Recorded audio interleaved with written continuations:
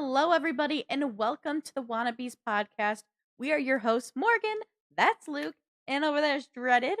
So, thank you so much for joining us tonight as we are going to be diving into a hopefully spoiler free uh, movie review of none other than Marvel's Fantastic Four First Steps. If we do spoilers, we're going to save it maybe for the end. We're like, hey, spoiler warning. We're going to talk about spoilers Morgan, here. But anyway, we'll you see what pronounced happens. it wrong. It's not pronounced dreaded. It's pronounced dreaded. Oh. I'm French now? That's for the Team 4-Star fans out there. You're welcome. Oh, I see what you're doing there now. Gotcha. Oh my goodness. But anyway, without further ado, Dreaded, you have some movie news and stuff for us to talk about. So let's go ahead and dive into this entertainment news before we get into our movie review. So what do you got Just for dive us? right in, dude. All right, you guys, let's jump right into it. So let's start with our least probably going to be talked about thing, actually. So this is interesting because I might just crash out because Marvel, what the hell at this point? According to Kevin Feige, he says Marvel will eventually recast their core cast such as Iron Man and Captain America, which now that I think about it, that I didn't bring up off stream, this goes in correlation with the fact that Secret Wars or after Secret Wars, one of the two, is supposed to be a bit of a soft reboot for the MCU, considering the wacky, wild directions they have gone through, actually. What are you guys thinking about the idea that our core favorites are going to be back, but most likely not the same actors, and like we're probably going to have a whole starting over thing? Well, maybe having a starting over thing. I mean, do we know how they're being used? No, we just have the information so far. Because what we talked about off cam that Luke mentioned is 100% what I think it is as well. You want me to just get into it then? Get into it. Okay, so first things first, I am very much looking forward to that event if that's how it goes, because there is you're fucking wearing a Deadpool shirt. I have to bring it up now. Like that's the whole event. The last time they did this, they collided the worlds together. It was supposed to be the death of Deadpool. Can't keep Deadpool down though, but that is what they did in the comics because there were too many characters. They just collided everything together, and whoever was left, that's the main cast now. For this, like I had mentioned before we started, we went live. They're already doing this. They've done it with Spider-Man. They had to do it with Black Panther. They were probably going to do it anyway. It's already starting to roll out where they are recasting these characters, but not for the big screen. They're doing it for the animated projects that they have. And I think eventually that's where this is going to go. I can see in the very near future them scaling back their live action movies, which I think they're kind of already doing, and doing more animated stuff. So yeah, Cap will be back, Iron Man will be back, Black Widow will be back. They'll all come back, but they're going to be animated and they're going to be voiced by different people, and that's what I think they mean by recasting. I don't see personally them putting a new emphasis on like we need to bring back Steve Rogers, so we're going to recast him with a whole new actor for the silver screen. I think it's Chris Evans, and then whatever they do with the voice actors is the route they're going to go. If they do that, I mean, cool. This definitely sets them up to do that, but that's not where I think this is going to go. I agree with that, and on top of that, there's also the potentiality with like, again, we still are in the multiverse.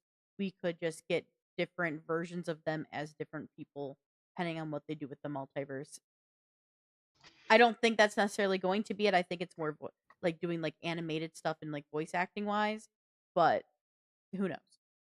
Personally, I'm hoping that after this, the multiverse stops being a thing, because as much as this seems like a really cool idea on paper, we've talked about it before on the show, it's kind of been lackluster, like mediocre at best. There's been a couple good instances that aren't the Spider-Verse, where this multiverse thing has been pretty fucking good. But otherwise, it just hasn't really lived up, and it's a bummer. So I'm thinking much the same. So after Doom, hopefully we just, because they're resetting everything, no multiverse, it's just one thing. Maybe we'll get new Caps and shit like that. But Sam Wilson's already Cap right now, so what does it matter if we have Steve Rogers? That's why I lean towards the animated stuff, because we already have a Cap.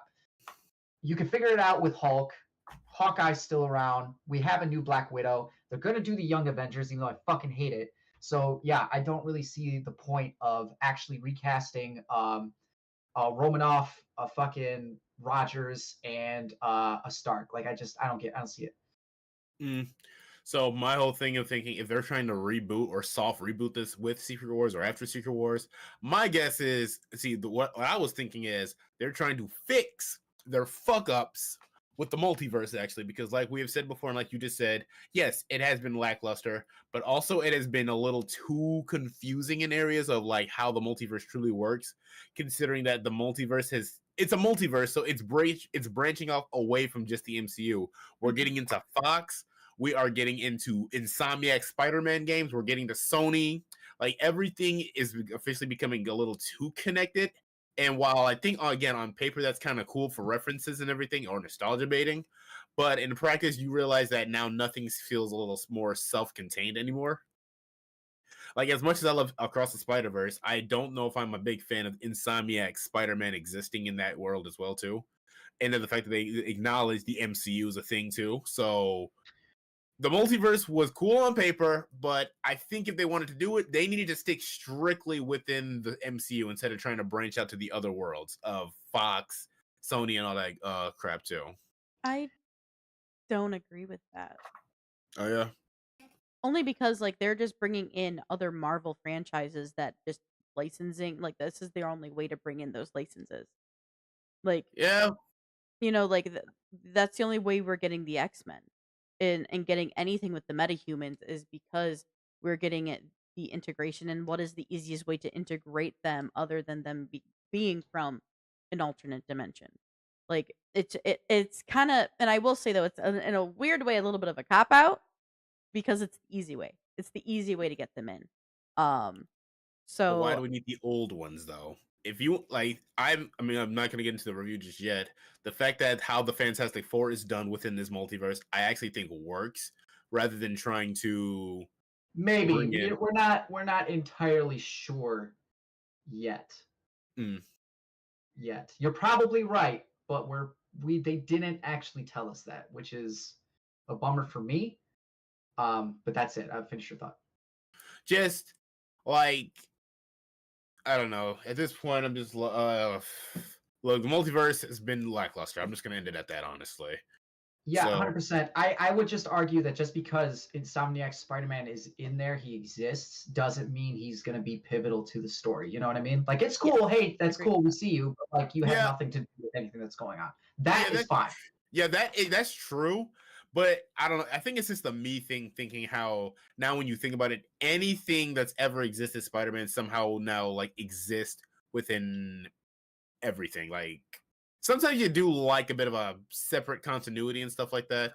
And then once the multiverse got so expansive, now everything is now connected. So, to that end, this is why I'm annoyed that Fox kind of waved the white flag Mm-hmm. because Sony and the MCU are working together, right? Mm-hmm. Like we're seeing those characters show up in each other's projects, which is awesome.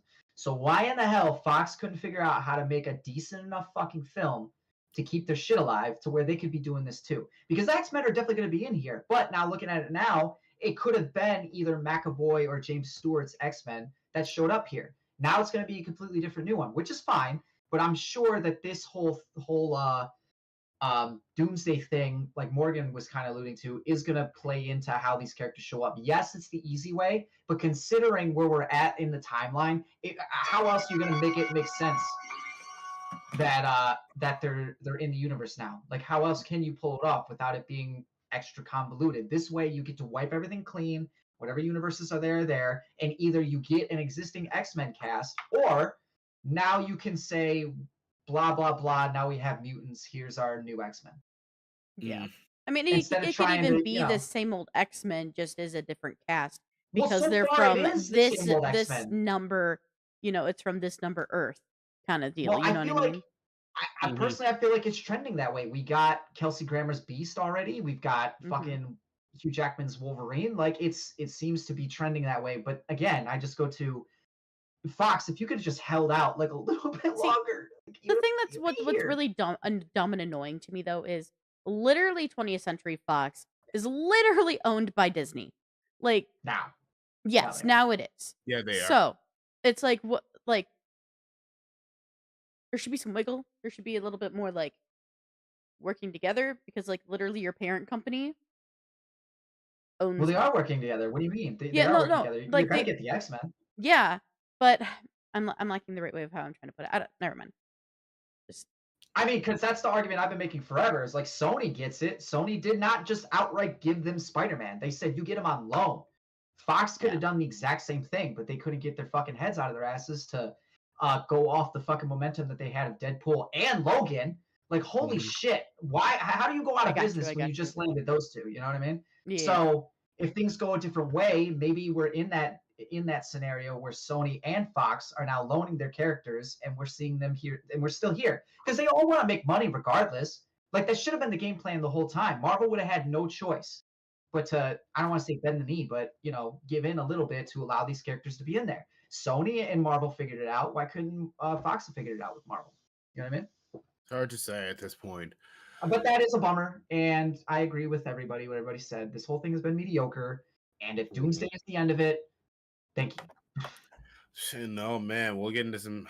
Man, I'll be getting it. I'm gonna rip into Doomsday, and it's not even out in this review. If I'm being real. All right, you guys. So let's move on to the next thing. Actually, Yes. so I got some interesting Godzilla news. Toho is planning a potential sequel for Shin Godzilla. Something that, man, how do we feel about that? Because if I'm being real, Why wasn't this the plan the whole time? Listen, not mad. I want this. God, I want this. I've wanted this ever since the fucking movie came out, and I'm excited to see it again in theaters if it hasn't already happened for the 10-year anniversary. Holy fuck, that was 10 years ago. Somebody pinch me. Besides that, like, Shin Godzilla is pretty fucking good. Like, don't get me wrong, -1 is arguably the best Godzilla I've ever seen, but Shin Godzilla is still really, really, really fucking good. I'm excited to see where this goes. I mean, this has to answer all the questions that I had when the first one ends. Like, that's the whole reason I want to watch this. What the fuck are those mutants coming out of the tail? Give me the answers. I wish they would have done this soon before I got -1. I think the reason they couldn't make another one was due to the Toho's contract with Legendary Entertainment. Because, calm down now, hold on now. I forgot about that. You might be right. Yeah, I'm actually on Wikipedia right now. Toho could not produce another Godzilla film until after 2020. This was due to Toho's contract with Legendary Entertainment, who were producing their own Godzilla films that restricts Toho from releasing their Godzilla films in the same year as Legendary Godzilla films, actually. So while Legendary was making their movies, Toho had to take a bit of a backseat, actually. I don't get how that would have worked because if I'm remembering things correctly, Shin came out in 2016. Yep. King of the Monsters came out in 2019. Why couldn't they release something in 2020? Godzilla Kong didn't come out till 2021. Well, I mean, if you think about it like this, like King of the Monsters didn't come out until 2019. Toho did produce 3 Godzilla movies in 2017 through 18, and unfortunately, it was the anime trilogy. Yeah. So they did work with the restraints. They made movies. They just made not good ones. I see shit like this. I'm just always scratching my head because how do you fumble that bag? Like, I mean, I'm glad that it's gonna be a thing. It seems like, but come on, man. Why were you so dead set on that trilogy? Why? I don't know. Like, I am interested to figure out what stopped Shin from going on and stuff. Maybe it was Anno because he did Ultraman. He did Ultraman. Hold on, let me look at what was he working on at the time? Because Shin Godzilla 2016. If I know anything about Anno, his baby is Evangelion, and I know that it meant so much to him that he almost didn't take Shin because of Evangelion until he was convinced to do so. And I'm thinking, like, okay, this is the final movie in the Rebirth series of it and everything like that. I gotta put my focus into this actually to make this right because looking at his filmography after Shin Godzilla in 2021, he did Evangelion 3.0 plus 3.1 Thrice Upon a Time. In 2022, he did Shin Ultraman. I gotta watch those. In 2023, he did Shin Kamen Rider. And those are supposed to be loosely connected. I don't know. Did you catch Ultraman? No, it was you who did Ultraman. And the guy that is one of the guys from Shin Godzilla, one of the politicians, the one with the glasses, he's in Ultraman. Same character? Same character. So I mean, like Interesting. they are loosely connected, and I mean, especially when Ultraman opens with the monsters and shit, they do kind of look like weird versions of Godzilla. So I mean, there's an argument to be made that those mutants mutated into those, and like I think that's a prevailing theory. And then that guy is in there, so it's very interesting to see where this is gonna go. Yeah. But like I again, mean, 2019 he did an Evangelion short film. Not 2016, sorry. He did in where is it? Right now, 2025 in television, he is the writer and storyboarder for Mobile Suit Gundam. However I say the rest of that name. Hathaway, or No, is it the it's QUU thing? it's the GQ bunch of U's Yeah. X. That's the newest one that just came Yeah, out. I gotta watch it. He is the writer and storyboarder for that. You guys are doing yourself a disservice by not watching Evangelion, so you guys should get on that. Hey, Watch hey. at least a version. Hold any on. version. Hold on. I've journeyed into Evangelion. All right. And you know what? Mini review real quick. Evangelion, Neon Genesis Evangelion is a very mixed bag for me. I like the story. I really don't like the characters. Did you watch the original?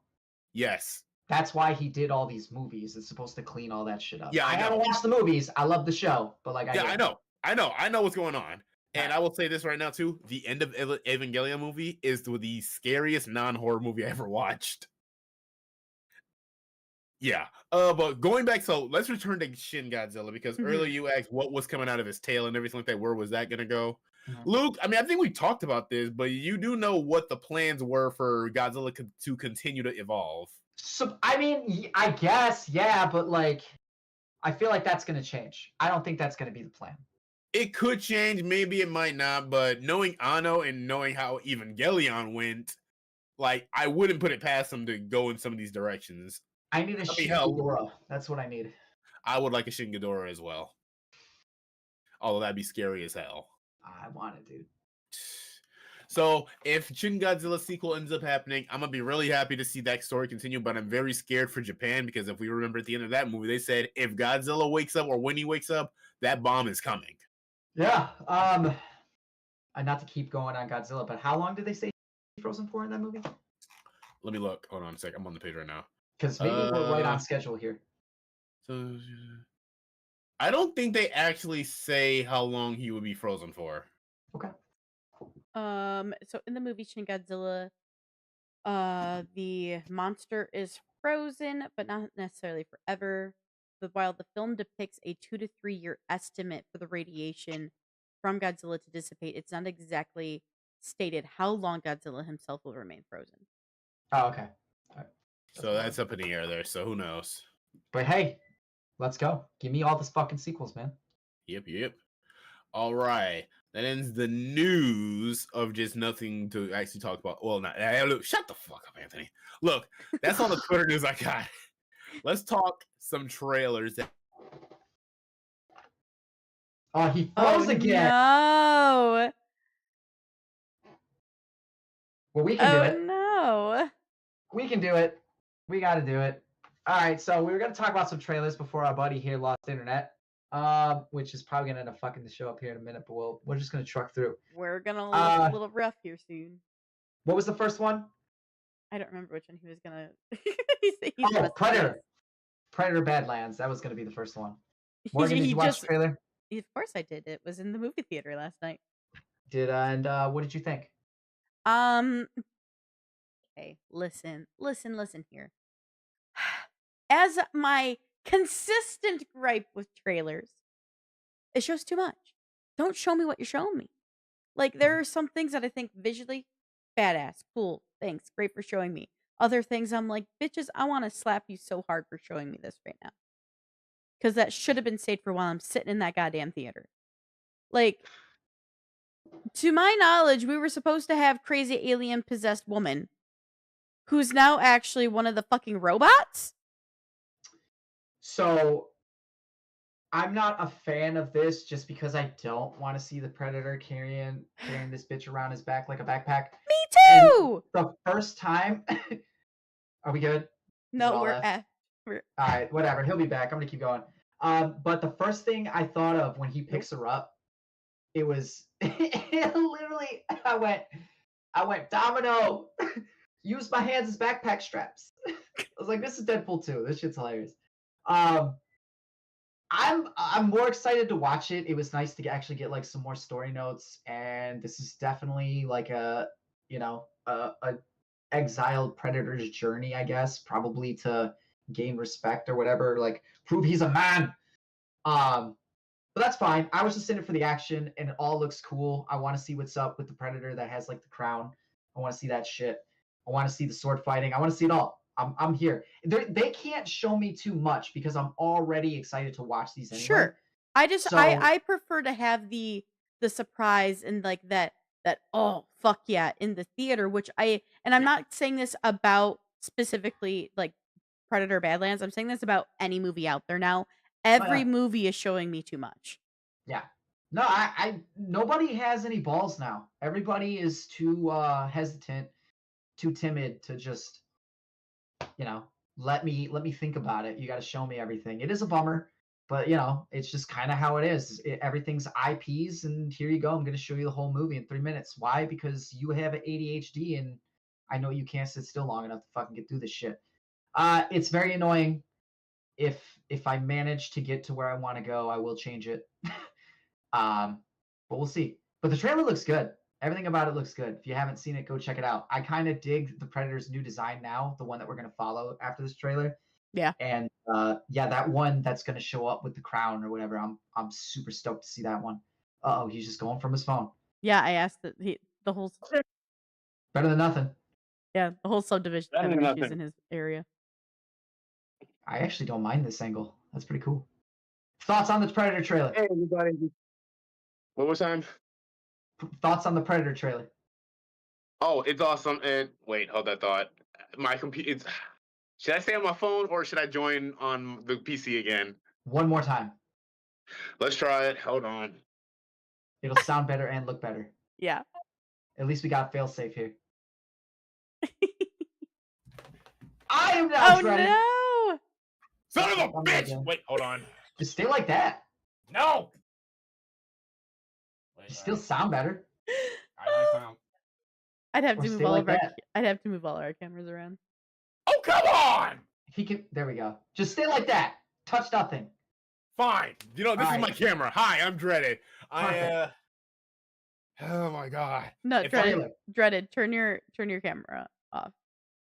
Hang on, turning it off again. Okay, just stay like that. I'll just turn Deal. off our lower thirds. There we go. Fine. solved. All right. If this happens again, I'm joining on my phone, and that's how it's gonna stay. All right. Right now we were talking about our thoughts on Predator Badlands. I shared that I'm hyped. So personally, so far, to recap what you missed, Luke and I are both hyped for it. I, though, was bitching and complaining about how this trailer showed way too much, like every trailer does nowadays. And that Whoa! I am not thrilled, and Luke also agrees with this, to see that he's going to be toting around a backpack, the chick on his back like a backpack, and that she's actually robot chick. And I just have more questions about her weird eyeball thing we've seen in previous trailers, which suggested potential sort of like influences of some sort of creature, maybe an alien. So yeah, you're caught up. Okay. For me, I felt like this didn't give away too much at all, actually. I felt it just showed enough just to keep me hype and everything. The backpack girl thing, I mean, we'll see how that plays out. Also, who knows? Maybe she'll get a new body and stop that and everything like that.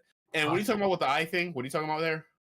In one of the trailers, she had like a weird eye, like where her eyes changed. It was in like the very first trailer before we knew that she was half a body. So, I don't know. Crazy bitch, don't really trust her. But she's also a robot, so no surprise, you can never trust them. I'm more interested in the fact that this is a Wayland Yutani robot.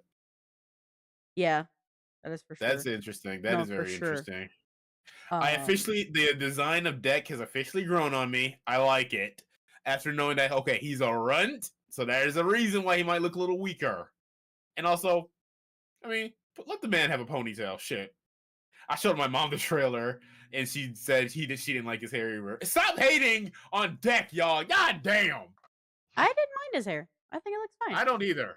Like I know it was a little off-putting the first time we saw him, but it's officially grown on me. It Either didn't way, bother me then. I'm still very excited to see this movie. We're getting a Predator protagonist. I like that he speaks too. Yeah, I do too. He got some cool weaponry. Also, am I crazy? Does that desert-looking area look kind of like the planet at the end of Killer of Killers? I wasn't paying that much attention. You could be on something. I could see that. I know. I could totally see that. Yeah, I don't quote me completely. I mean, just like, hey, I thought I was watching it with Miles, and I thought like, hey, wait a minute. I mean, hey, no, who knows? I did talk about like that predator fuck, what is it called? Killers. Yeah, thank you. I had already said when we reviewed that it was probably going to be diving into more of a into like we're going to get more continuation of that storyline. So Possibly. I wouldn't be surprised if it was that. But Again, they're still showing me too much. It's not like they're giving away too much, but there's things that I would have like preferred to just enjoyed, as I told Luke earlier, in the theater. Because I feel like a lot of shock and awe we don't get in the theater anymore. I feel like we're still gonna get shock and awe. I don't think this gave away remotely too much. Also, I'm not saying it gave away things. It just showed me things that I know that I would have had a very wonderful hyped reaction to in the theater during my theater experience that I wish wasn't spoiled for me. Wait, speaking of Predator, we got to do a little something else too. Let's return to our Killer of Killer reviews. God. So at the end of the film, it turns out Naru is back, but also Danny Glover and Arnold Schwarzenegger. Yes, you were hearing in live time. When did this actually happen? Hold on a second. Comic-Con. Oh, it happened at Comic-Con? Yep. Yeah, now I believe the version that you'll watch now is gonna have that in. Yep. So now it's not just Naru, it is now Mike Harrington of Predator 2 and Dutch of the OG Predator. Now this is cool. I mean, we're getting more expansion. We're gonna maybe see some characters return. Here's my fucking problem. Where is Royce and Isabel? Where have they been? Why does everyone write off Predators? Predators! Written by Robert Rodriguez. Where is the homies? Why aren't we getting them back, for God's sakes? I have an answer. What? They're already on a planet. They're already on a war planet. Naru, Schwarzenegger, and Danny Glover. We're not. You know what? Until I hear something different, that's my answer. You know, sure, they're on a planet, but if we can get these guys back, why can't we get those two back? They're alive. And I'm pretty sure at the end of the movie, just stuff drops down, so their fight never stops, if they're even alive. You know what? At this point, fine. Fuck it. I don't give a damn. I said, until I see or I'm told something different, that I'm just waiting to see those two again. All right, that's the only thing I had for Killer of Killers. But Badlands, I'm still excited. I really want to watch it, and I'm excited for it. Facts. Agreed. All right, let's move on to the next trailer, you guys. Let's talk about Mortal Kombat! Dun, dun, dun, dun, dun, dun, dun, dun, dun, dun, dun. I love that you can't see my face while I do all these things. I do It's kind of weird, but it's kind of fun. Well, we finally got a trailer for Mortal Kombat 2. So, And it looks awesome. I was excited to see the little fake trailer that they put out for the Johnny Cage movie. That was fun too. Yeah, that was fun. I remember you talked about it briefly. The marketing for this so far has been pretty sweet. Although I did watch when they released the trailer, I hopped online and was watching their like live event thing. That was stupid. That was dumb. All they did was like every 2 minutes they just revealed a character. That's all it was, because I was at work. I couldn't watch that. That's all it was for an hour, and then they showed the trailer. It was so stupid. It was cool to see the characters, but the way that they went about it was. I love this trailer. I'm happy that Cole Young doesn't say anything, and he's just briefly in the background. Good call. I'm glad you guys listened. And everybody that's in this looks amazing. I've seen the cast, or at least the list of characters that are supposed to be in this. I'm assuming we're getting some Revenants, possibly, maybe. I think so. We are too. I want to know how the fuck Kano is just okay. And Carl Urban, at least playing Johnny Cage, looks cool. But I don't know. Like, I gotta see him in a fight scene before I judge him. Yeah, I think Carl's gonna do great. Honestly, I like Carl Urban. Carl Urban has a lot of experience in like action films, so I think he's gonna do fine. Sure, I but he's love him, also 53, bro. which is my only Can we problem look at with him fucking being cast. Tom Cruise then? Like, Tom Cruise does stunts. He doesn't fight. He does stunts. still, Our homie that's Scorpion, still though, he's so, older. He's older than Carl.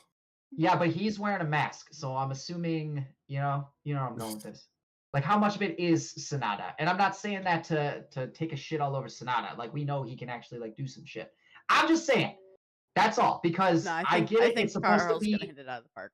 it's supposed to be a fake trailer to a fake movie, but I was watching like the fight scene that they had in that, and I was like, that didn't look too good. My only thing is like when they cast everybody for the first one, they said they are absolutely looking for people that can like fight, right? Or are trained in fighting. You know what I mean? That's why everybody got cast in the first one, more or less. So for this one, and I'm not saying Carl Urban can't crush it as a character. I just want the fight scenes because that's what I'm here for. He's a great actor, and already in the trailer, I'm in love with his Johnny Cage. Now I just got to see him fight. Well, I will say we'll probably see it. We probably will. I mean, we do be judging some action movies kind of harshly. You know, we want to see the camera. We don't want to see the backs of your head because it's obviously your stunt double. I don't want to see too many cuts. Like, you know, do what they do when you got to be on John Wick. You got to go like 4 months of training, and then they put you in front of the camera and you do the shit. That's what I want to see. We will see. Princess gets up. I do want to say, that Carl Urban, I will say, does not have documented formal martial arts training, but he actually has gone through intensive mastering of fight choreography. Sure. And that he works very closely with like learning key combat techniques for all of his roles and doing like making one of his biggest things is he likes to make screen fights appear as authentic and as impactful as they can on screen. So genuinely, like, I think it's gonna be fine. I don't disagree. I'm just saying that's the only like mild gripe-ish thing I can say about this trailer is that I got 53-year-old Carl Urban playing Johnny Cage when like I don't know if you can get somebody that's like in their late 30s to early 40s to be washed up and play a washed up actor. You know what I mean? You don't have to fucking I'm just wondering why they chose Carl Urban. There wasn't Also, Carl Urban, much like Tom Cruise, does most of all of his own stunts. No, I get it. There's a guy that they cast I'll die in still. the what the fuck is it called? The Mortal Kombat short from back in the day. Like that guy was good, and he played a great washed up Johnny Cage. So I mean, like, I'm just wondering what the choice is behind it. That's all. But I love Carl Urban. I'm excited to see him play this character. I also like our look at Katana, Jade, Shao Kahn, Baraka, Sindel. The Baraka was sweet. Yeah. Oh, what was that? Noob Saibot. Yeah, that was what I was going to say next. Noob Saibot looks lit. I wonder if Kuai Liang's going to show up at any point. Quan Chi is. I mean, well, wait, is he stated to be in this movie? I hadn't heard that. Yeah, pretty sure. Cool. Pretty sure. But yeah, I'm excited. This looks fun. This looks cool. And like, I got good faith in it because I know it was a bit of a mixed bag for us, the podcast, particularly me, Breon, and Luke, because I think it was us three who did it. But I actually was a fan of Mortal Kombat 2021. It was the three of us who did it. I think Breon joined. I think it was actually all four of us. Okay, I couldn't remember. Yeah, Quan Chi is in this movie. And yeah, I mean, we like the first one, but we all had the same gripe of like, there's no tournament, and it's too Avenger-y, so it'll be nice to see this one kind of looks like it's going to get more to brass tacks and like it's the tournament now and we're fighting. Let's go. We'll Even see. Raiden has his fucking costume on, which I don't like. He should have still worn the other shit. Wait, which one? Wait. Raiden, he looks goofy. Oh, I mean, okay, that's the thing we said in the first movie too, that Raiden didn't exactly look the best. No, I was pissed because he doesn't do anything. He's like the angry dad that just shows up and yells at everybody and then he walks away and doesn't do shit. And then when he gets a chance to do shit, he just puts up a barrier. See, I was pissed because I wasn't like you talk about Carl Urban as Johnny Cage. Whoever they got for Raiden, I'm like, Nah. So I'm I not mean, denying what you said, but when I look at that rating, I'm like, I don't know, man. I really like that actor, but yeah, I'm Christopher Lambert. Like nailed it. I don't know what to say. His voice, his mannerisms, everything. He fucking kills it. So I get it. You It is need a what it bigger is. guy too. I think you need a bigger guy because Raiden's kind of is a tall dude. Not in this. He's not. I know. Also, Shao Kahn looks really cool. Yes, he does. All right, so that's our thoughts on Mortal Kombat 2. I can't wait to watch that one. All right, Luke, go get you some water, go smoke a blunt, something like that. Yeah, there we go. Say less. Morgan! Hang on. I don't care. That's why I told you to go! Avatar! I honestly, Avatar Fire and Ash looks fucking stunning, and no Yeah, surprise. Like, you know, Avatar's known to be absolutely beautiful, right? absolutely. I'm excited to see. I'm gonna insert this right now though, because it's a thing I'm gonna always say. I saw too much. Too much. I feel I saw just enough. Nope. Again, and it's not because like it's spoiling like story for me. It's just some of the I just know like it would have impacted me differently seeing it for the first time in the theaters than seeing it in the fucking trailer. Because now I'm not gonna have the reaction I knew I would have had in the theater to it because I've already seen it. You know, like Everything changed when the Fire Nation attacked. Well, this is just the first trailer too, and I'm pretty sure this is a long movie. yeah, I'm pretty and sure that's there's gonna be a concerning. lot. It's trailer number 1, and I've already seen too much. You know what? I'm done. I don't ever want to argue. I'm done arguing this, just like I'm done arguing with Luke about A Quiet Place. I don't know what the standard is of what's not enough to show. Because I think we're just on different worlds on how trailers are. Because I feel like I saw enough to keep me super interested, but not enough that I'm like, I wish I didn't see that. I guess. Hey, you know what? I'll give this movie kudos for one thing. It didn't take 10 plus years to fucking come out. Yeah, that's true. This one's quicker. But hey, they were filming back to back this time around because I think they're probably. I don't know if they're still Yeah, they're filming probably Avatar still 4. filming, dude. I don't know about Avatar 4 or not. You don't get to go home. You'll never see your family. You are Navi forever. But anyway, trailer is stunning. Beautiful. I was gonna say I like the. I mean, the Ash people are interesting, actually. Of course, fucking Quaritch would join up with these motherfuckers. See, I love that we're dealing with like a completely different like religious background and everything with the like basically whatever this fire tribe is, for lack of a better word. Fire Nation. And I'm very excited to see and learn about their spiritual side of things and how they're combating and why it seems like they're probably helping the people out to get Jake. Because they're the Fire Nation, and it's what they do. The little shot of Jake apparently been captured at RDA. Oh man, that has me concerned. Like, no, Jake! Oh no, this ain't good. Jake wasn't captured. He gave himself to save his family. All right, I'm gonna say this right now. I don't want to watch this.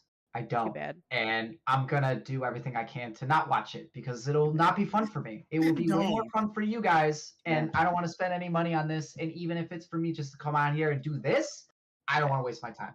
You know what? Then don't watch the damn movie, Luke. Okay. I'm with him. Now let us have our Avatar moment. God damn it! All right, go ahead. I'm muting you so I don't hear you. Thank you. Yes, mute us. Also, Morgan, did you notice that Spider doesn't have his mask on at times? By the way, Morgan, just give me a wave. Damn it, boy! Give me a wave. Thank you. Anyway, that's actually my biggest question of what's going to go down with Spider, actually. It could be the tree. The tree could have helped alter him to being able to breathe again because it looks like he loses or his mask gets damaged and he's having issues breathing, and I have a feeling that the spirits help, like how they did with like Jake and everything to getting him into his Navi body. I have a feeling that somehow the spirits end up helping. I thought it was honestly going to be Kitty. And that could be too. No, and that very well could be because she is the conduit. You know what I Yeah, mean? Like we got questions about her that need to be answered still. 100%. And it definitely like is we're entering a side of like where it's going to this is very much a transition film to Hmm. like transition to the children because we already know we already have it confirmed that this franchise is not always going to be Jake and Natiri. It is going to continue on and be more of the children coming into the forefront. And this film seems like it's definitely going to be setting that transition, if not creating that official transition. Um, if I have to guess, if anything, I think Jake's gonna die and hopefully Natiri lives on. Um, We'll see. no offense, I just want Natiri to live because she's Bae, you know. I do know that Loak is supposed to be the narrator of this film, so that is definitely setting up that possibly. Yes. Yes. So I'm very, very intrigued. I'm like there's the one big line of like, if you can do something, then you should to Kiri specifically. So yeah, it's very much like she's going to be coming into a very strong forefront of this movie and could be a good reason because she is a conduit of like of these spirits where she's able to help her brother. Perhaps. So we also do have a premise for the film as well. Yes. So the film takes place 1 year after Way of the Water, where Jake and Natiri's family they're struggling with grief after losing Nateum, actually. Which I wonder was that explains the scene with Loak and Jake having a little confrontation with each other, considering Loak was a bit of the black sheep. Eventually, they encounter the new aggressive tribe known as the Ash People, led by their fiery tribe leader, Fire Lord Ozai, Varing, who has also, like as we saw, allied with Colonel Quaritch. Because Luke is laughing, I know he does not have you muted. I know this too. He is muted. I caught that. That's wonderful. Go ahead. Anyway, so Quaritch is they're teaming up, and the conflict on Pandora is going to escalate to devastating consequences. Whew. Now I'm excited. Avatar has always been a spectacle, and I am also still curious on where the story is going. I know the stories have been rather simple, but truth be told is I kind of don't care. Same. I mean, you know what? The thing is like if it's beautiful, it's captivating, it keeps me there. And that's what matters to me other than it being like sometimes simple is fine. And people Mm. who don't think that can fuck off and deal with it, Luke. I think simple is fine. What did we just say about long distance last week? I love simple. I just don't like Avatar. Fair enough. That's fair. That's fair. Avatar doesn't like It's not for everybody. Also, I need Natiri and Spider to have a moment too because I hope Natiri and Spider can come to some kind of understanding. I hope so too. I think there's going to be a lot of growth. That's one thing that you there was a lot of struggle for Natiri in the second film and I'm excited to see how they develop Natiri and her as a mother and as her as a leader even. So Mhm. I don't know. I'm excited for Jake to die and for Natiri to step up. Damn. I'm sorry, Jake, but just saying. We will see. If I had to choose one, it would be Natiri to live. Also, speaking of death, for the record, R.I.P. Ozzy Osbourne, legend, goat. Yeah. And I don't give a damn about Hulk Hogan. Okay. Neither do we. I'm gonna send you guys something on in the group chat later. This is the exact same thing I said to my mom and brother when I heard the news. Okay, but that's all I have to say about Avatar: Fire and Ash for now. Morgan, just don't watch another trailer because I don't know what's giving away too much anymore at this point. Honestly, I should just take the trailer and re-edit it. That way I can tell you what I think is the right trailer. Okay, you know what? Do that. I want to know. I actually want to know what in this trailer was too much. So do that at some point in life. Anyway, all right. That's all the news I have for today. That's all the trailers we got. Let's talk about some goddamn Fantastic Four. Let's. Morgan? All right, everybody. So, with that, let's dive into our box office news for Fantastic Four. So, first things first, the budget of this film was, and it is labeled 200 plus million. That is what they have given us for the number of box office, or sorry, for budget. But if we look at our box office, on July 22nd, 2025, the film was projected to make 100 to 110 million at the domestic box office with an additional 90 to 110 million overseas for a total of 190 to 210 million US dollars during its opening weekend. So the film actually made 24.4 million in Thursday night previews, the biggest preview box office of 2025, surpassing that of Superman, which had only been released 2 weeks earlier. It collected 57 million on its first day, ranking below a Minecraft movie as the second highest opening day for a 2025 film. The film would end up debuting to 117.6 million at the domestic box office, topping the box office ahead of expectations, and a total of $216.7 million globally. So as of July 28th, 2025, The Fantastic Four First Steps has grossed 128.1 million in the United States and Canada and 99.1 million in other territories for a current worldwide total of 227.1 million US dollars. Yeah. It's not a bad haul. Not at all. All things considered. Okay, Oh. so where do you guys want to start? Well, let us start with you know what? Which I'm thing gonna you let you guess? guess. All right, let's start. Okay, for Because the this most is part, the second, good. this is second iteration now, right? We had Technically fourth or third. Fourth. Was it I the don't fourth? count Fan Was I right Stick. this time? Well, there's the OG unreleased movie, then we had the Fox movies, then there was Fan Four Stick, and now we have this. 5 for Mr. Fantastic if you want to count John Krasinski. I'm not. I don't want to We count that barely either. we barely see him. Okay, But fine. yeah. So since Chris Evans, Jessica Alba, Michael Chiklis, and I can never pronounce this dude's name, Ian Gruffin. This is the new cast that we have: Pedro Pascal, Vanessa Kirby. What the fuck? What's his name? Eben Moss, Eben Moss Bachrock. And that lying bastard. Joseph Quinn. Lying bastard. So I appreciated the dynamic that they all had. Pretty good. Johnny, what the fuck? You just said his name. Don't smoke weed, kids. Well, I mean, he's Johnny Storm in the movie. Joseph Quinn. Thank you. Joseph Quinn played a great Johnny Storm. I liked the characteristics they gave him. He's not too showboaty, but it's still there.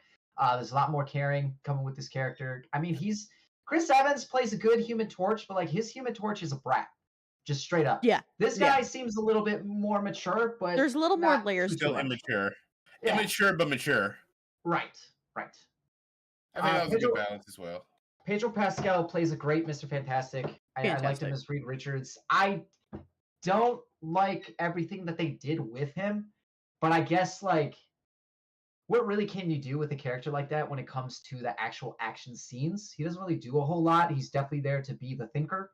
I did enjoy those scenes. Vanessa Kirby's Sue Storm is clearly the most powerful and has the most to do.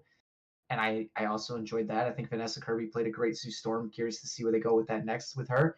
And Ben was a bit of a letdown. I like his design. It's very much original comic book thing. Even his like body shape and shit. I like what they did with that. But he also doesn't really get a whole lot to do here. And that was a little bit disappointing. The originals kind of put Sue and Reed on the back burner for Johnny and Ben, and this one kind of put them on the back burner for Sue and Reed. And I don't hate it, but there definitely needs to be a little bit more of a balance thing. Them on screen together, like I said, is great, but when it comes to them doing individual things, this is definitely Reed and Sue's movie. Sure. I think the chemistry amongst all 4 of them were phenomenal. Like they worked very well together on screen. I think the way they riffed off of one another, the like just kind of like that the sensation of like, yeah, they've been at this a while together, like they are family, they are friends. Like that was there for me. So I love that I love the chemistry these 4 main actors have together. I think they all do a good job as well. Joseph Quinn, that lying bastard, does do a good Johnny Storm, like we just said earlier. Immature, but also more mature, actually. So I think there is a solid, good balance there. I think I do agree that. Yeah, I think I do agree that Ben, the thing is a little bit on the back burner in this movie, but I do like Hmm. him because he just seems like the most likable person. Like, despite what he is, he's just like everyone's best friend, actually. I And like you know, that he's it. in. If I may add, can I add something into that as well? Go for it. It's just I like too that like they though it is there, he had like that he has like his body dysmorphia, like his problem with how he looks. It's not like a ruling force for him in this, like because it's like they're more mature because it's not like fresh, like how what Mhm. it was in Fantastic Four, like back in 2005. So I like that we didn't have this constant like brooding Ben over his looks. Well, that's what I'm digging the most about these superhero movies that have come out last, I'm gonna say 10-ish years, is the fact that, especially if it's another version, they're not giving us the origin stories anymore. They just Thank God. reference it, they allude to it, but they're not insulting our intelligence because we grew up with the original ones, the Spider-Mans, the X-Men's, the Fantastic Fours, all that shit. So we're past that now. We're all adults, and I mean, maybe our kids could use it, but you still have those movies. Just in they probably assume that because we're giant dorks, we probably showed them already. So like, you're good. You already know what's going on here. You probably talk about it all the time, or you have the comics. I do. Yeah. So you don't need to fucking be smashed over the head again. I don't need to see Uncle Ben die for a third or fourth time. I don't need to see Ben get turned into a monster for a third time. I get it. We're here. Let's just fucking get to the Yeah. point. And they do that, and it's awesome. By the way, you guys are gonna have to tell me because when I got in, Morgan, you were already sitting down, I'm sure, but I was waiting in line. I didn't come into the movie until they were about to go into space. Oh damn, you were late. Yeah, so I don't know what all I missed in that first 5, maybe 10 minutes. We'll get there. Oh, We'll get there. yeah, We'll we'll get there get because there because I want Dreaded to tell us about his thoughts on Sue and Reed. well, I left off with Ben. How yes, I do Yeah. agree. He's a bit on the back burner, but he's just the lovable guy. He entertains the kids. He's everyone's best friend and everything like that. Really smart, a great pilot too. So a little bit on the back burner, but just a great dude that I really enjoyed. I agree Sue with that. is great in this film as well. Actually, I think Vanessa Kirby did a fantastic job with her. Oh God, I cannot believe I just said fantastic. She's my Uh, favorite. Agreed. uh, I like My her role favorite. as Mama in this movie actually too. And you fuck with my kid, you a woman scorned. Oh man, that was on display in this movie. But she Don't does a fuck with a fantastic. mad mama. Exactly, she does a great job in this film. Vanessa Kirby really brought it in this film. Now Pedro is weird for me. Pedro, I think, does a good job. It's just when I look at Pedro, I don't see Reed Richards, and I also don't see I'm the smartest dude in the MC in the Marvel or nothing like that. Or at least one of the smartest dudes. Like he's doing, I would say he's doing his best at the role. And there are times where I am convinced and I'm invested. Don't get me wrong, but when I look at him, I'm just like, I don't know, just it's just not working. You still, it's just not. I'll give you that, but I'm going to counter with if that's the case, then there really hasn't been a standout read. Because I mean, Miles Teller aside, Ian Griffin and Pedro Pascal are probably on the same level, but that's got everything to do with the fact that I personally think Reed Richards is just really hard to make interesting unless you do one of the different versions. If you read the comics, you know what I'm talking about. Yeah. And like his whole skill set and what he does is just hard to translate. He's a smart dude that stretches. Like, what the fuck do you do with that? Yeah. So I personally really love Pedro Pascal as Reed Richards. I Yeah, do think you he also did. love his social anxiety? I do. I Actually. don't understand that meme at all. I'll get into No, it later. Deal. But we'll talk hold about on. it later. But Okay. But like again, he's doing good. Just I'm not buying it fully. And so Ian, I don't know how to say his name either. He is so far the only person that I really truly buy as Mr. Fantastic. That's Miles fine. is a different version, but I don't look at Miles Teller and think super genius either. Yeah. And when it comes to using the powers, I will at least give Pedro this is that when it comes to using the stretchy abilities, this has probably been my favorite that I've seen in these movies. Well, I mean, Krasinski was only on screen for like 10 minutes, but I think he was pretty convincing. Okay, okay, fine, because John Krasinski, I also would have bought E2, actually. I would have bought Yeah. that more than Pedro. Okay. All right. So I want to make the argument that I think that Pedro doesn't come off necessarily as Reed Richards in an intelligent sense because of the writing of the script. they I think there was a lot more forefront in 2005 Fantastic Four of his Sorry. intelligence and his intellect and him explaining things. Where here they kind of like they used like the joke, "Oh my God, Reed," like just to like not have to like do the long explaining. I feel like the way they wrote like the playful like, "Oh my God, snooze fest," this and that is because they didn't want to keep the audience bored with all of this like info that Reed Richards would just spew at people. And I Okay, hate that because I think it hurts and takes away from the fact that this is supposed to be an extremely intelligent man. Let alone there was a lot of things that should have been taken into accountability with how they were trying to deal with Galactus in this film. Um, I, I had a lot of things that I had problems with that in terms of like scientifically. Like, yo, you're one of the smartest men on this earth. Why aren't you thinking about this issue right now? Um, but we can get into that later if we want to do a so mini spoiler talk on that later. I'm gonna help you a little bit, but I'm also gonna shit on you a little bit because I want everybody to know that this is coming from a Pedro Pascal stan. This is very much a fan of Pedro Pascal. Yeah, he's great. So just wanna put that on the record. But also, I get what you're saying, but I'm gonna use what I said earlier, the fact that they're not trying to beat us over the head with shit that we already know.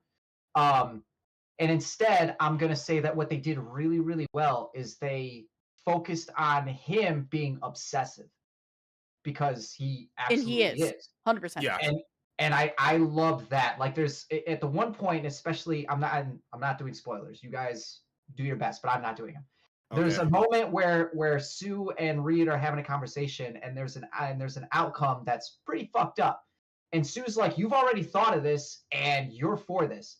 Reed's trying to say no, but like, of course he's already thought about it because he obsesses over stuff, and all he's been doing the entire time is trying to figure out how he can overcome the problem, and he keeps coming back to the same solution, but he's literally like racking his brain as much as he can to have that not be the solution. But unfortunately, it is, and that's what he does. And I dug that. That was cool. I also kind of fuck with that too, if I'm being real. Yeah, I was like, oh shit, I got like a dark read for a second. I was sick. Which there is a version of that out there, which Yes, I there wouldn't is. mind seeing. I will say that I did believe him when he said I don't want this. I really don't, but I'm not gonna pretend that that thought didn't cross my mind. But not in a Right. oh we have to do it, just Yeah. more in a yeah I thought of that. I mean I feel like anyone would think of like the worst case scenario answers that like it would work, but I know for a fact I don't want that. This read works the best in those situations when he can be. I guess I'll use real when he can be dark and acknowledge the fact that he has thought about these dark things as opposed to the other versions that are just straight good guys in that sense. This read absolutely works for me when he does that. Now Yeah, going there's a back lot to my more battle of morality with this read. Well, he's a yeah realist, there right? He's straight. yeah He 100%. just thinks logically all the 100 time. 100%. And there's a lot of beautiful moments where he's like, I am effed up. Hope you don't turn out like me. Right. I love those Yeah. moments, and Me too. it's cool to see. It was cool to see the chemistry between him and Vanessa in those moments. Oh, you guys actually feel you're not too comic booky, you're not too movie. Like that's real conversation that people kind of have. Yeah. Like Now going back even like the fight of like when she was saying like, like sometimes the things you think hurt me, like the way you are hurts me. Like that's very much like a real. I'm pretty sure I've maybe heard my parents long before they got divorced say shit like that to each other. Okay, like Yeah, it's just I, I have to say like the chemistry they brought to these characters, especially into like the marriage aspect of it, was very real, and I really appreciate that. yeah, yeah. Out of all the Reed and Sues that we've gotten so far, I do like these ones together. I like them.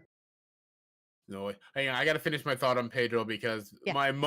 when it comes down to it, yeah, he does a good job with a lot of things. But I think my biggest thing is when I look at him, I still just don't see super genius Reed Richards, You see and I don't Pedro. think, yeah, pretty much actually. And even Yeah. when this was announced, I still thought Pedro is Reed. What? Yeah, well, that's got everything to do with him being like, and the same thing happened if you guys remember with Cumberbatch when he was announced as Doctor Strange. It's like, stop giving this guy everything. And Pedro's Okay, hold kind of that thought because Benedict kinda there right Cumberbatch now. made sense to me actually. he did not make sense to me until I saw him on screen. But like at the time, it was like this motherfucker is literally in everything. Can we just stop giving him roles? I feel the same way about Pedro right now. Like he's Joel, he's Mr. Fantastic. What else is he doing? He's in a lot of big shit right now. Wasn't he the Mandalorian as well? Yeah, he's fucking Mando. Like just I mean, that hasn't had a pump the season in brakes. like 2 years, so Okay, I but still stand by what I said. all right. Oh wait, I have a joke real quick actually too regarding Vanessa Kirby as Sue Storm. Like while everyone in the cast does well, but look, I'm gonna be completely mean right now. Vanessa Kirby ain't that pretty. Namor, no, you can do better.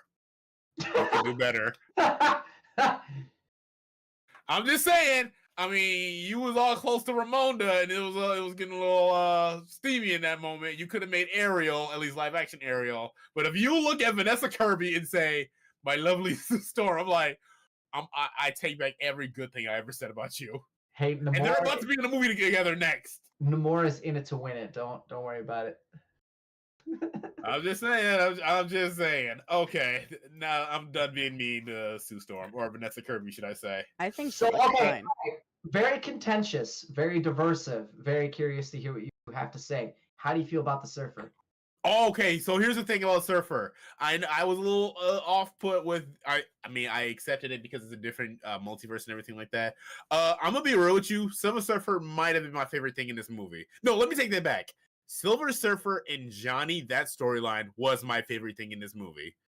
Not the simping, but Johnny decoding who it was. Because that scene those two had in Times Square actually deadass was, in my opinion, the best part of the movie. With the recordings? Yes, I loved that I part agree. actually. That part was phenomenal. I think Julia Garner stepped into this role and gave us a very beautiful and unique look at the Silver Surfer. I loved it. I loved I her. did too. I loved the storyline they went with. I loved the motivation of why they are working with Galactus. I loved all of it. Same. I mean, so I will say this now that I don't find the movie very funny, but Johnny's little crush on her was a little amusing actually. But I really do like that. See, this is why I really like Johnny because yes, he is immature and he's like, so is a border part of your body, all that dumb shit and everything like that.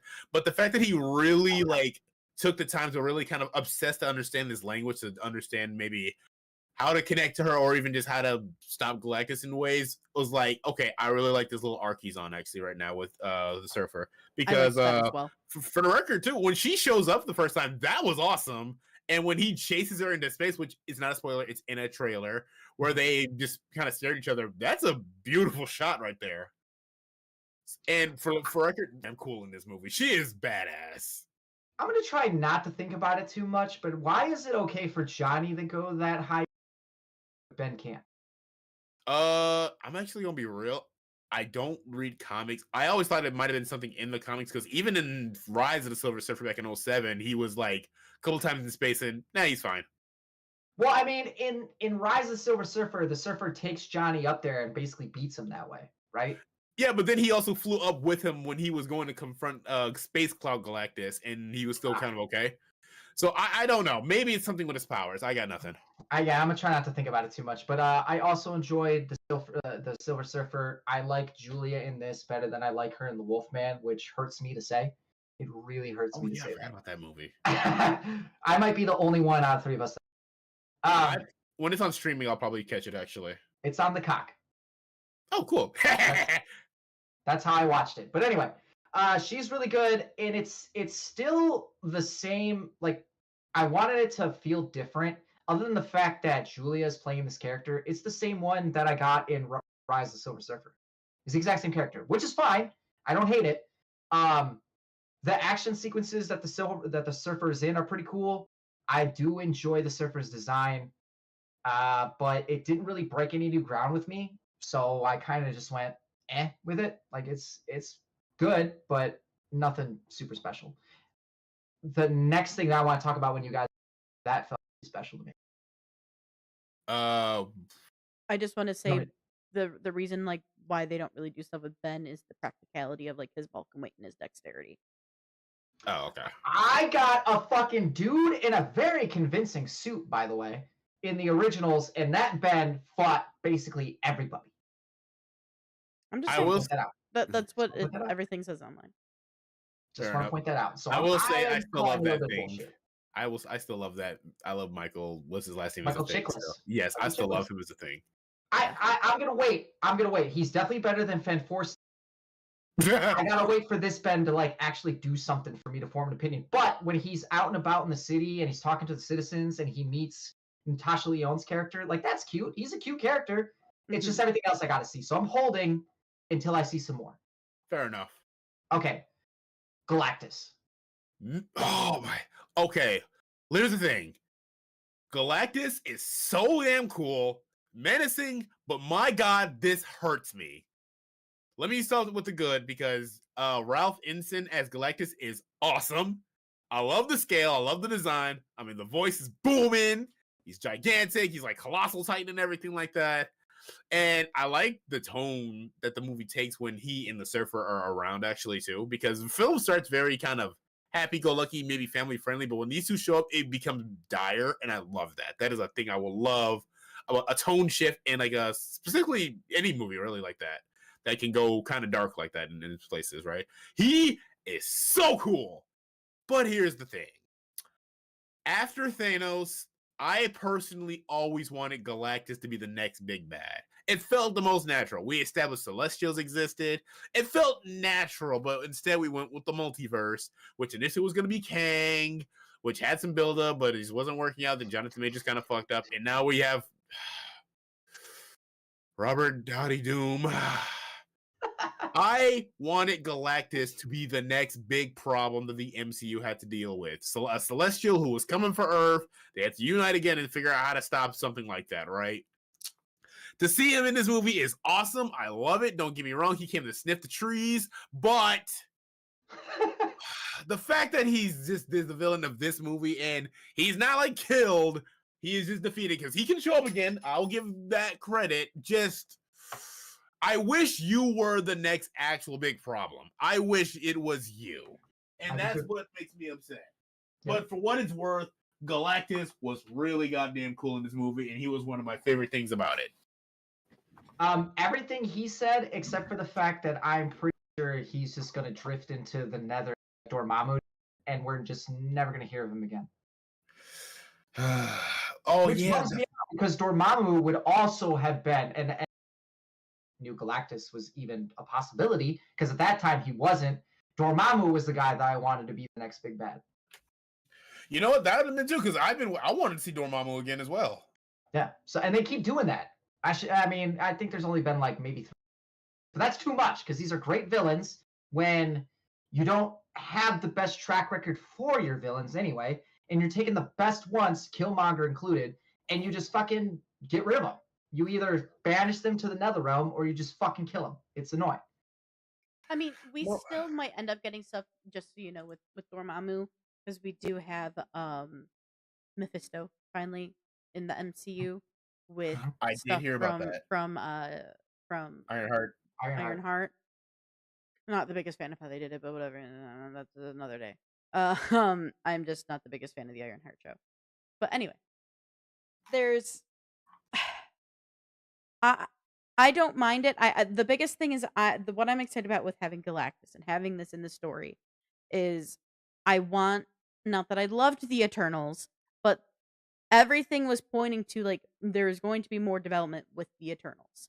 Like we saw the Atom, for Christ's sake. Like there is things brewing that they kind of just gave us and then dropped away because we went to the King route. And I'm hoping that now that we've gotten Galactus, I'm hoping that we start pivoting back to that, because I think there's a lot of interesting and deep story to uncover there and to dive into, and hopefully that with having Galactus, that is the beginning and the intro to the return of stuff we were seeing in the Eternals. I would agree. Also, I will say this: while I do like the size of Galactus, I do kind of wish he was about the size of that Celestial from Eternals, because that dude showed up. That's scary. And the way the size of him out in space, I'm like, Jesus Christ. Like, that is a threat right there. I thought he would be that big. So, I mean, who knows? I mean, this is Earth 828 Galactus. I mean, who knows? Maybe he's still out there in the mainstream world somewhere. Maybe. I hope if we do get a Galactus that does end up being this one. Like, I don't want every to have. I want them to feel special. So there needs to be something that this one has that this one doesn't. If that ends up being Galactus, he's in a fucking black hole. I haven't actually seen Interstellar, but like, there's weird physics going on there. So him being in a black hole could absolutely spin him out into our universe or some shit, right? Like in Maybe theory. so. So that would be Not cool. necessarily, I but it could. specifically want this one though because he looked great, he sounded great, and even though I'm not a hater of the Cloud Galactus, I do kind of enjoy that especially when it formed into the Galactus head at that time. But this is perfect, and this is what they needed to do and should have done the whole time. So give me more of this.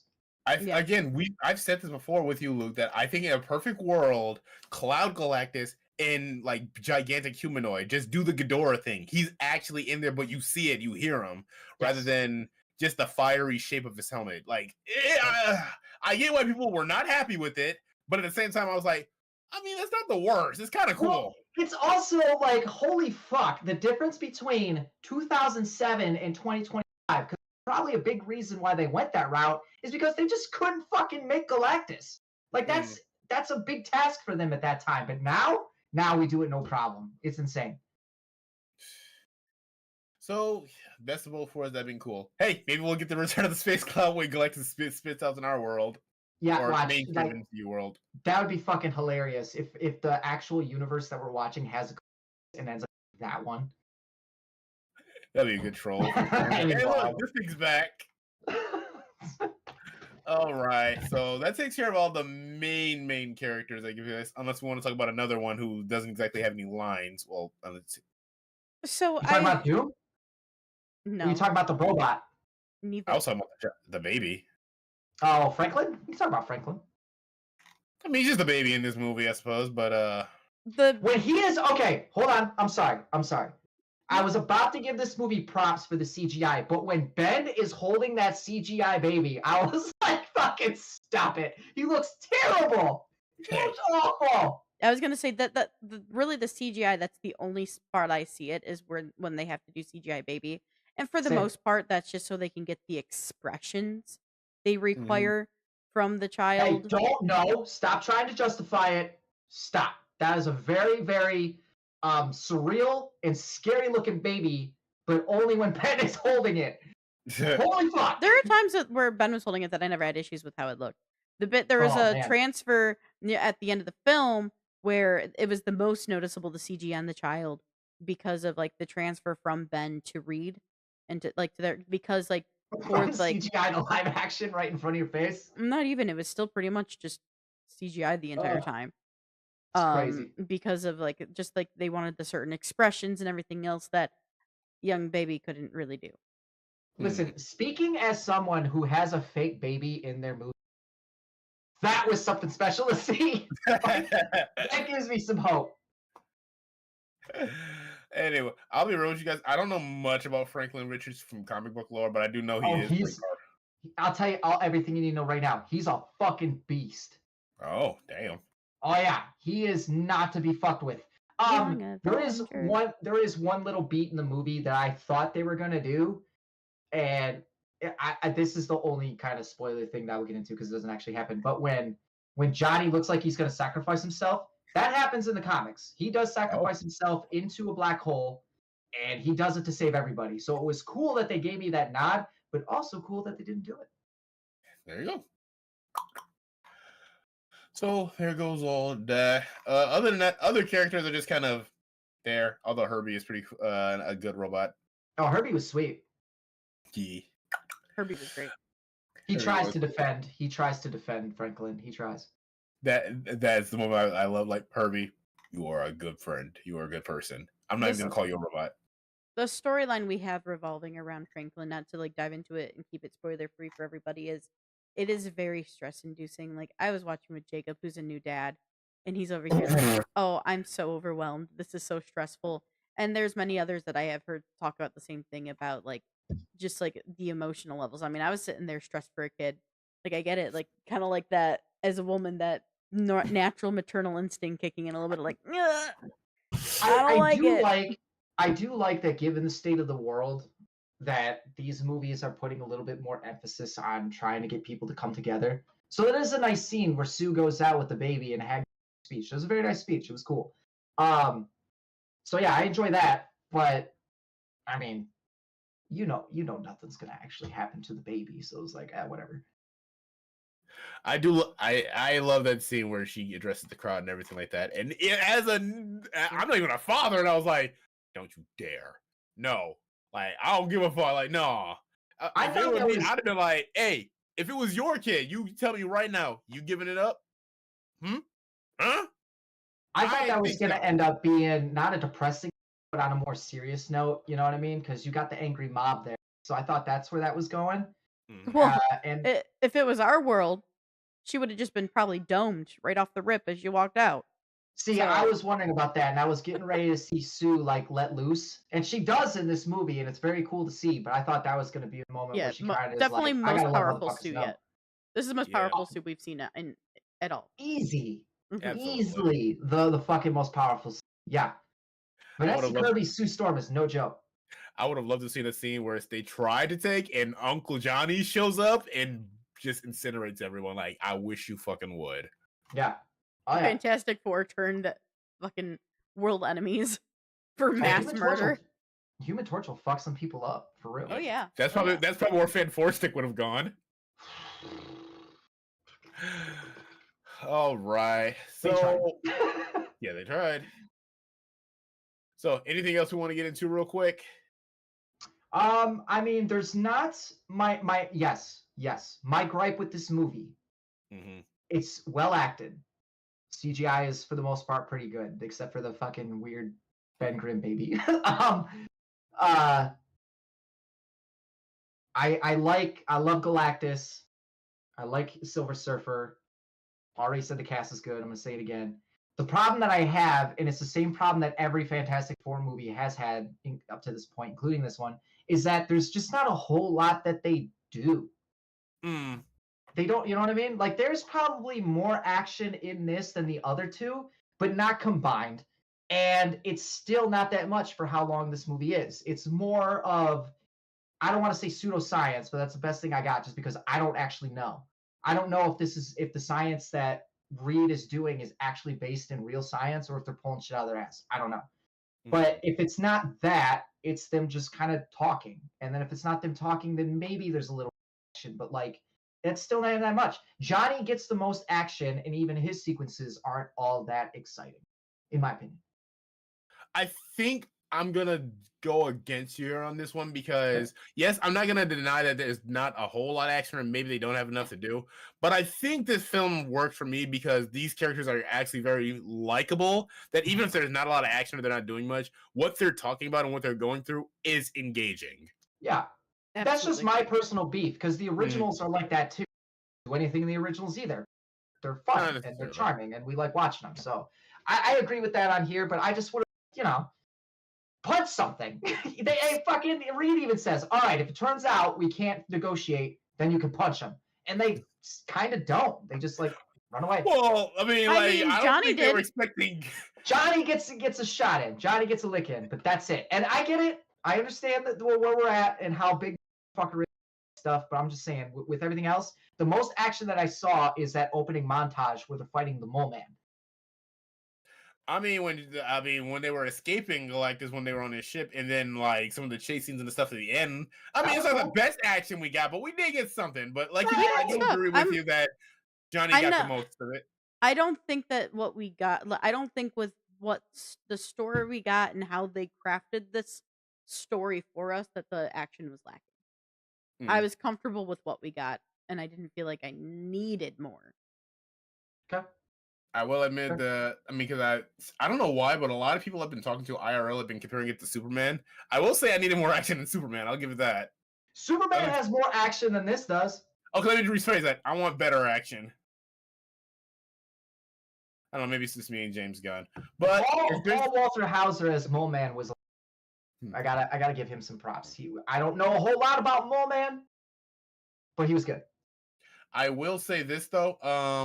What I'm not the biggest fan of here, and it's more on the filmmaking aspect. I think it's a pacing issue because I feel like there's moments that are just missing. I think there's even a few moments from trailers that I don't remember seeing in the movie. Actually, hell, there's a whole character that was supposed to be in here. A whole actor, should I say, never showed up. Who was that?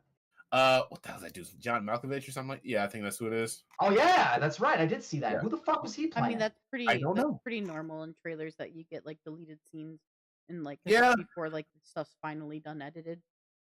I will say that, like, even I like the movie, I like it fine still. Don't get me wrong, but I genuinely noticed, like, I feel like there's some stuff missing here, Okay. and there's some interesting pacing moments in a few scenes. So that's kind of my only real gripe with the movie, actually. But other than that, I don't really. I mean, if I'm being real with you, I don't know if we're gonna talk about it because of spoiler reasons, but I don't like the mid credit scene. I don't like the after credit scene. That is so pointless. I didn't even stay for that. I was told. The last I was one, told it not was to just stay like for that. that one's like a little comic kind of thing. Like it definitely wasn't worth staying for. It's an ad for a cartoon. Like, I mean, Yeah. cool, Yeah. but It's cute. Considering how Thunderbolts used their credit scene That to was good. give us Fantastic Four, we think, and then to have this give us nothing, it was a bummer. Yeah, Like, I thought we would get like the visual as to like a quick thing as to why they were now on our Earth. Correct. Mm-hmm. Allude to it in some way, Yep. just something. They But did what it. we got in the mid-credit scene, it just was lame. Yeah. Like, I wasn't even excited. And you know what? I ain't gonna say what it is because technically it's a spoiler, but I was gonna rant because it just makes me mad about what's the next movie that's coming. Mm-hmm. Right. I enjoyed seeing the character, especially We didn't see the character. Especially since we know what we know now and where it's gonna go. It was cool to see it, but it was also not necessary. What do you see anything? We didn't see anything. I mean, we don't have to see a lot, but it was still lame. I saw enough to know who it is, and it's cool, but again, it doesn't move anything forward at all, so I don't need it. Like, it didn't need to be there. Because I already know it's coming. Oh my god, I can't wait for Doomsday trailer to come out so I can rip more. Oh my god, look, the more I get closer, I am mad at this upcoming movie. Am I excited to see it? I don't fucking know anymore. I'm gonna watch it, but I'm not excited. There's no build-up. I don't give a damn. It feels like Damage Control. I'm already saying fuck that goddamn movie. But that's what it is. That you I know it is. That's what it is. God damn it! I know it too. My God. Yeah, well, that's why. I mean, it's not necessarily their fault because I get why they did what they did to Jonathan Majors, but like, they still pulled the trigger a little too soon for my taste. They could have just recast him. Not even recast him. Just let it play out a little bit more, and then. Yeah, but no, you went in this goddamn. All right, I'm done too much yelling. You don't want to just fucking go. God damn it. I'm not going to contain this goddamn rage, okay? I already crashed out last time when I talked about damn Spinosauruses. Now I'm going to crash out over what's coming in the fucking MCU. Yeah. Oh, my God. Look, you know what? Nope. I'm going to save it. I'm going to save it right now. I can't. Hold on, because we still don't really know anything. The trailer has. Save that. Keep that one in the chamber. All we know is who's in it. Right. But nope. As the more we get closer, the less goddamn hope I have for this movie. Is that next year? Yes. Okay. Like the end of next year, December 18th. Goddamn. Hell yeah, let's go. Yeah. So they have a year, a little less than a year and a half to do more setup. They're already filming. No, what more setup? There's no more movies coming out. There's nothing else to set up. What else is there? We don't know. I don't know what's coming out in terms of series and what stuff they're gonna have out on. Wait, hold on a sec. I need to look at this. I am. Hang on. Let's see. Oh, okay. So I guess Spider-Man comes out before Doomsday. Okay. Yes. But television series. Okay, Eyes of Wakanda. How does that help? No idea. It doesn't. Marvel Zombies. Doesn't help. Okay. Wonder Man. Who cares? Who the hell is Wonder Man? More Daredevil. Oh, wait, when is this coming out? Vision Quest. I want to see that. That's probably WandaVision Part 2. It is because it's starring Vision, but also James Spader will be Ultron again, and I really miss Ultron. Yeah, no, I'm with him on this one. There really isn't any Yeah. more Well, that's time fair. for them to kind of bring it up, but whatever. This person, I mean, can I just say his name at this point? Sure. Fucking Doctor Doom, like that's a complex character. That's the dude who needs more. He needs more. God damn it! All I know is he's gonna look like fucking Tony Stark. God damn! Give him more. I swear to God, you know what? One of these days, I might do a singles only episode and just crash out about Avengers Doomsday. Also, Luke, I still want that episode where me and you fight over Superman versus Man of Steel, or just review Man of Steel. Yeah. I was talking to my coworker, and Superman came up, and I was like, "Oh yeah, I still kind of want to fight that." Oh, you know what? What? Never mind. I'm full of shit. Nope, never mind. Okay. All right, Anyway, we ready to score now? let's score this. Let's score Fantastic Four: The First Steps. All right, I'm gonna go first. I'm gonna give this a solid 7. The characters are very well acted. It's compelling when they're on screen together. The family dynamic is cool. Ben doesn't get a whole lot to do. Johnny gets most of the action. Sue is the beast. Reed is the science guy, right? So when they have their individual segments, it doesn't completely work for me, but then together is great. Galactus looks and is amazing. Silver Surfer, the same thing.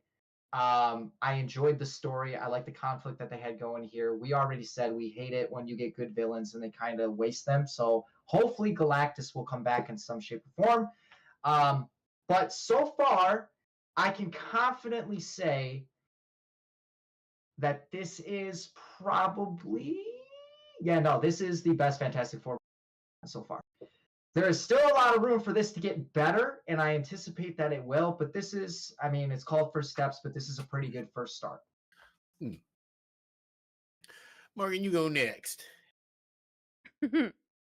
I absolutely loved this film. This is definitely the best Fantastic Four film we've gotten yet. There's a lot of depth in terms of like the characters, their chemistry. There's a lot of emotion in this film that I really enjoy. There could have been a little bit more work with some CGI in some areas, but it wasn't enough to just make me shit on the film. It is enough for it to get a lower score than what I would have liked to have given this film. And then one other thing is I do really wish with the character and the brain that Reed Richards had that their fix of getting away from Galactus, there would have been more scientific thought into what would have happened to our planet if you take it away from, maybe certain gravitational pulls of a moon and other places. So, I'm going to leave it at that and let people wonder. Were they going to take the moon? Actually, they were supposed to take the moon. Well, either way, there's a lot of things that should have been calculated that weren't discussed that me being a big science nerd wanted to hear Reed address just because I think that would have been in Reed's character. But anyway, with that being said, Owen, I'm sorry, we're almost done. I really, really love this film, and if I would have gotten a little bit better CGI with the baby and maybe some more science shit with Reed, it would have probably almost been a 10 out of 10. But for now, it is sitting actually at a 9. I really love this film. Nice. This movie was better than I thought it was going to be. I will agree with you, Luke. This is actually the best one on what's the word I'm looking for? Shoot.